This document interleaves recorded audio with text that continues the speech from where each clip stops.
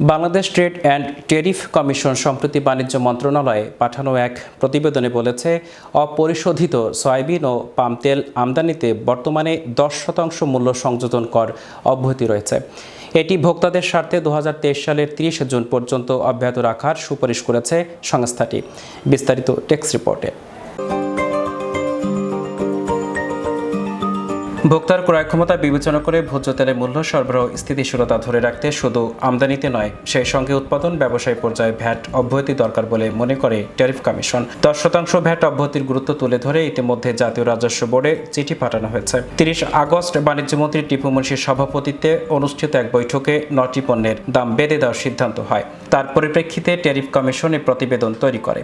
প্রতিবেদনে বলা হয়, প্রতি লিটার ভোজ্য তেলের ক্ষেত্রে উৎপাদকের মুনাফা 2% থেকে কমিয়ে 1%, পরিবেশকের মুনাফা 4 টাকা থেকে 2 টাকা 50 পয়সায় এবং খুচরা ব্যবসায়ীদের মুনাফা 6 টাকা থেকে 4 টাকা 50 পয়সায় নামিয়ে আনা যেতে পারে।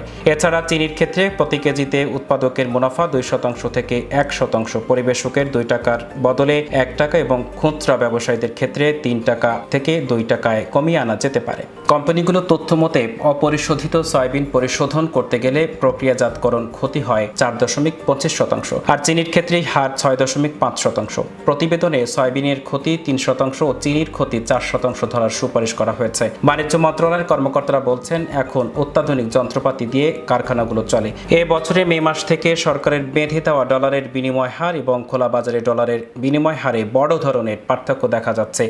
ফলে প্রচলিত পদ্ধতিতে হিসাব করলে ব্যবসায়ীদের ক্ষতি হচ্ছে। ট্যারিফ কমিশনের প্রতিবেদনে বলা হয়, ব্যবসায়ীদের দাবি মেনে মূল্য নির্ধারণ করতে গেলে ভোজ্য তেল ও চিনির দাম বাড়বে এবং ভোক্তাদের মধ্যে অসন্তোষ সৃষ্টি হবে। তবে ব্যবসায়ীদের আপত্তি আমলে নেওয়া হবে কিনা এ ব্যাপারে বাণিজ্য মন্ত্রণালয়ের নির্দেশনা চাওয়া হয়েছে প্রতিবেদনে। ইশতিয়াক হোসাইন, বিশ্ব বাংলা নিউজ 24।